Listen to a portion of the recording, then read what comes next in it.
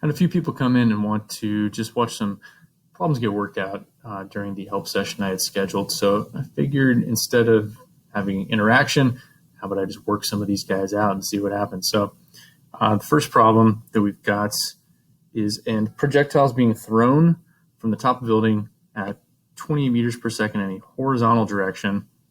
And if the top of the building is 47 meters above the ground, how fast will the projectile be moving just before it strikes the ground?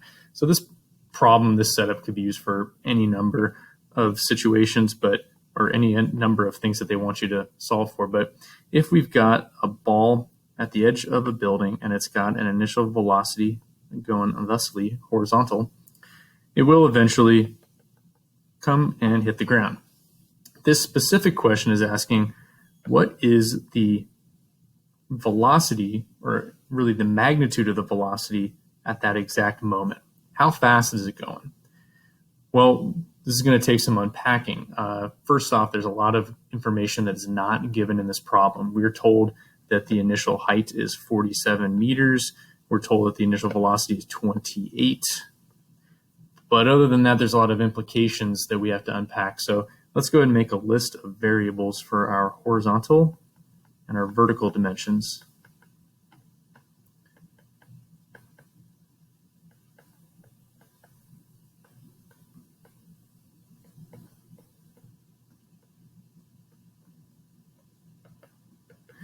And there's some things that we can just put in here right away.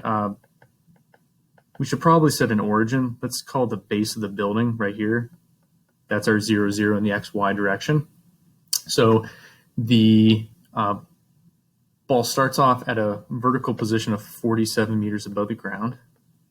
It ends eventually at 0 meters above the ground because it strikes the ground. It starts at a horizontal position of 0 meters, but we don't know where it's going to end. They don't give that to us in the problem. Now, we can tell from the description that the horizontal velocity, the Vx in the beginning, should be the full 28. Because it's launched horizontally, it has no vertical velocity. Now, we can apply the sort of general calculations that a Vx should be original velocity times the cosine of the angle that you're launching at. But in this case, that would be 28 multiplied by the cosine of 0 degrees because, well, it's being launched horizontally. So the Vx would be equal to 28 meters per second. And likewise, the original velocity's y component would be 28 times the sine of 0, which would just be 0. So that kind of proves that idea that a horizontal object has no vertical velocity. Now, what they want in this problem is the magnitude of the final velocity v. And in order to know that, we have to realize that the Vx value is going to stay the same. So once it's at that point, it should have a Vx of 28 meters per second. But to calculate the magnitude of the total velocity, we need to know what Vy is. We know the final velocity in the end.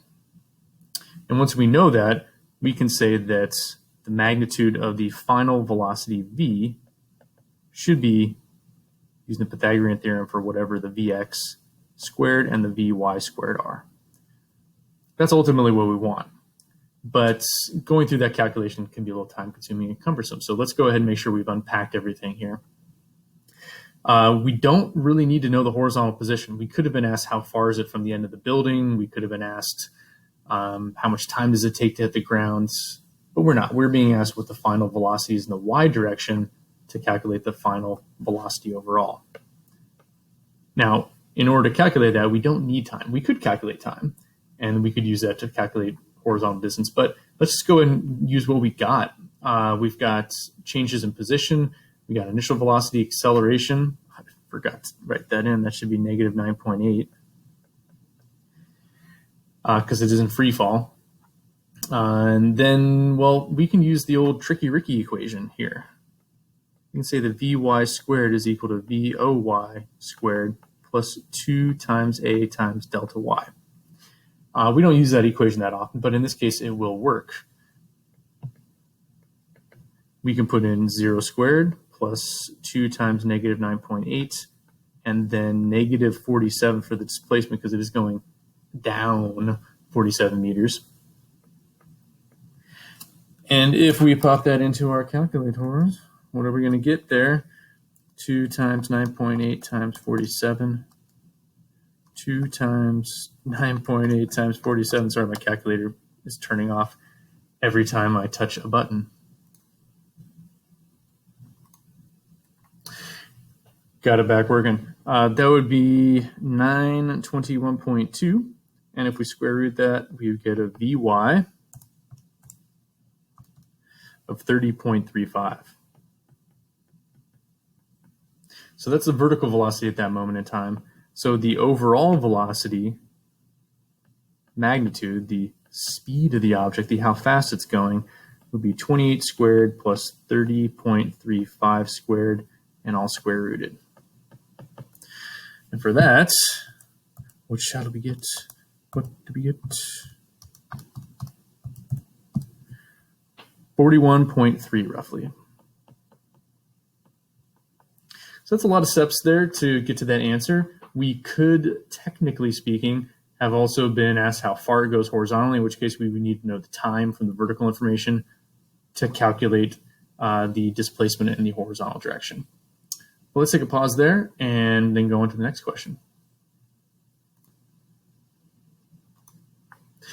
All right, so second problem we got here. A rock is projected from the edge of the top of a building with initial velocity of 15 meters per second at an angle of 53.1 degrees above horizontal. The rock strikes the ground a horizontal distance of 36.5 meters from the base of the building. Assume that the ground is level and that the side of the building is vertical. How tall is the building? So this is a little bit more, I would say, simple than the previous problem we just worked out. We've got a building. We've got a projectile launched at, was it 53.1 degrees? It's kind of a steep angle.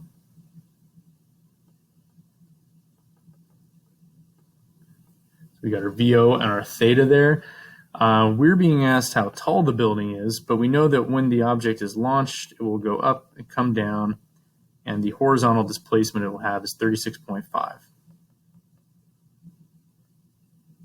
Let's go ahead and set the origin as the base of the building and come up with our list of variables.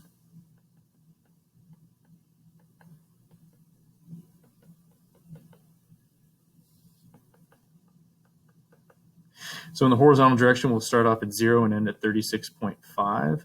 The original x velocity we're going to have to calculate. In the vertical direction, y0 would be 0. I'm sorry, y0 is not 0. Come on. Y0 is our question mark. That's what we're being asked for, right? Final y position is 0. I know you're probably watching this video trying to tell me that I was messing up.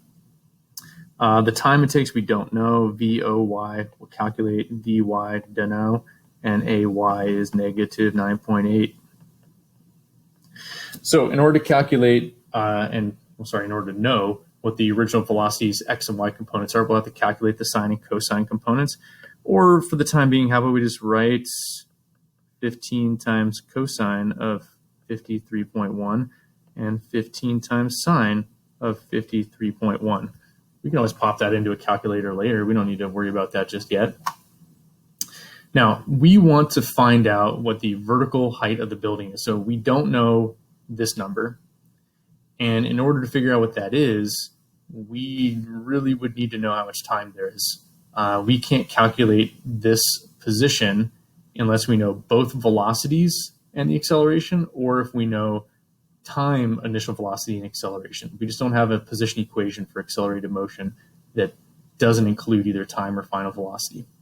And since it's going to be pretty hard to figure out final velocity, that means we should go to our little buddies in the next dimension over and try to figure out what time is. And we're lucky. Here we do know that we can figure out time. We've got the velocity of something moving at a constant rate, and we have the displacement of it. So we will go ahead and use the equation x equals x naught plus vx times t. We'll say we have 36.5 meters equals 0 plus whatever 15 cosine of 53.1 is, multiplied by t, and solve for t. Now here's where you want to make sure that your calculator is in degrees mode, not radians mode, unless you can do a quick mental calculation of what 53.1 is into radians. you really need to make sure you're in the right mode. Now, as I am doing that, on this calculator I'm working with right now, see, I had to fix it because of the was shutting off. It reset itself into radians mode, and I almost got tripped up. But I know that the time can't be negative, so it's got to be 4.05 seconds. We'll just do 3 sig figs there. Now that we know that time, we can go ahead and calculate what the vertical position was. So we have final y position is initial plus VOYT plus 1/2 AYT squared. 0 equals y naught plus whatever. Let's go ahead and calculate that. 15 sine 53.1. I'm getting 11.99. So wait a second. 53.1, is that a Pythagorean triple? 3, 4, 5 triangle? How could I be so naive? So that would be 12 times 4.05 plus, I'm going to be running out of space here, 1/2 negative 9.8, and then 4.05 squared. Did I get it? I think I got it. Let's go ahead and just calculate what all that is. 12 times 4.05 plus, I'll do the math in my head, negative 4.9 times 4.05 squared. And I get 31.77 negative. So that means that the original y position had to be 31.77. I left the knot off there, but I'm kind of running out of space, so that's why I'm abbreviating this. Whew, just snuck it in there. All right, I'm going to pause here and make a new video for the remaining problems.